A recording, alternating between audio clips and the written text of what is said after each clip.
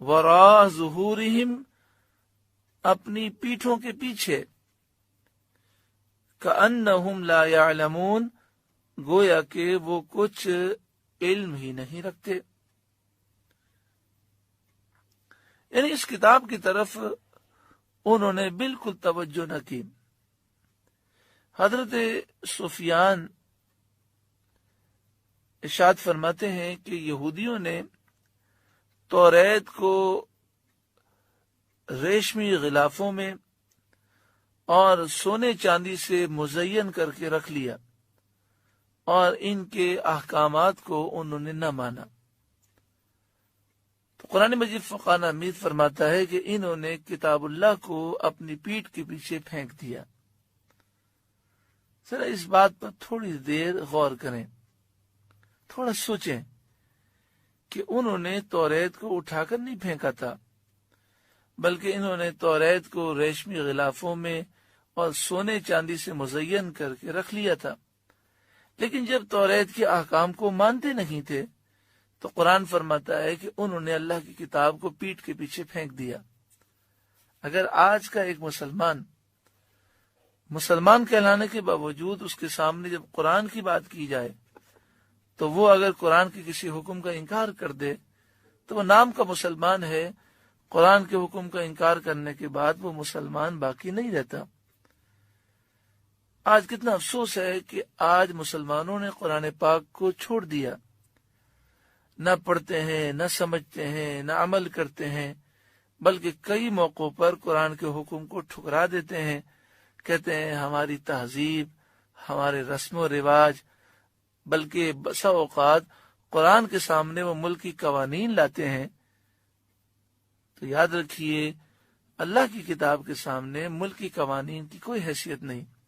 اگر ملکی قانون قرآن کے خلاف ہے، حدیث کے خلاف ہے، تو اسے بدلنا ضروری ہے اور قرآن و حدیث پر عمل کرنا ضروری ہے۔ ان آیات سے معلوم ہوتا ہے کہ یہودیوں کے 4 فرقے تھے۔ جو پچھلی آیات گزری اور اب تک ہم نے بنی اسرائیل کے متعلق جو کچھ سنا، اس سے معلوم ہوتا ہے کہ یہودیوں میں 4 گروہ بن گئے تھے۔ ایک توریت پر ایمان لایا اور اس نے اس کے حقوق بھی ادا کیے۔ یہ مومنین اہل کتاب ہیں، ان کی تعداد تھوڑی ہے۔ بل اکثرهم لا یؤمنون، فرمایا بلکہ ان میں اکثر ان میں سے ایمان نہیں لاتے۔ تو معلوم ہوا اکثر ایمان نہیں لاتے، تھوڑے سے ایمان لاتے ہیں۔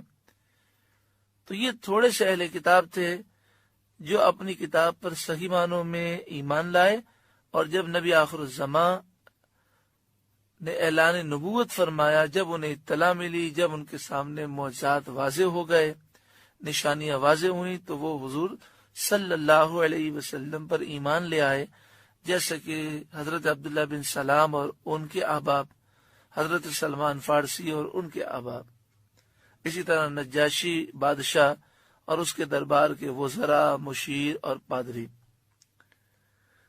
دوسرا، یہودیوں میں گروہ وہ بن گیا تھا جس نے باعلان توریت کے عہد توڑے اور اس کی حدود سے باہر ہوئے سرکشی اختیار کی۔ قرآن مجید فرقان حمید میں نبذہ فریق منہم میں ان کا بیان ہے کہ ان میں سے ایک گروہ نے اللہ کی کتاب کو پھینک دیا۔ تو انہوں نے توریت کے عہد کو اعلان کے ساتھ توڑا، سرکشی کا اعلان کرتے ہوئے حدود کو انہوں نے کراس کیا۔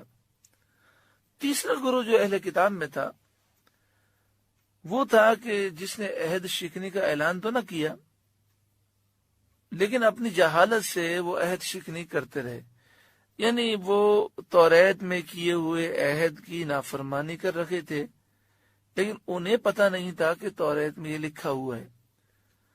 وہ جاہل تھے، تو جہالت کی وجہ سے وہ عہد شکنی کر رہے تھے۔ ان کا ذکر اور ان کا اشارہ بل اکثرهم لا یؤمنون میں موجود ہے۔ چوتھا گروہ جس نے ظاہری طور پر تو عہد مانے اور باطن میں انہوں نے بغاوت کی اور دشمنی سے مخالفت کرتے رہے اور تسنن سے جاہل بنتے رہے، یعنی جانتے سب کچھ تھے لیکن ظاہر یہ کرتے تھے کہ ہمیں تو کچھ پتہ ہی نہیں ہے۔ ان کا جو ذکر ہے کأنہم لا یعلمون میں ہے، گویا کہ وہ کچھ علم ہی نہیں رکھتے۔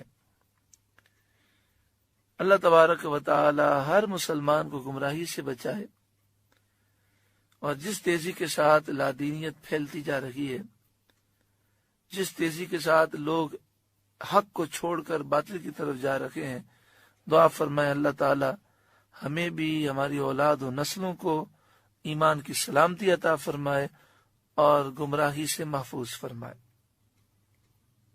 ان آیتوں میں یہ ذکر تھا کہ اہل کتاب نے اللہ کی کتاب کو اپنی پیٹھ کے پیچھے پھینک دیا، یعنی نہ پڑھتے تھے، نہ سمجھتے تھے، نہ عمل کرتے تھے، بلکہ اس کے احکام بھی نہیں مانتے تھے۔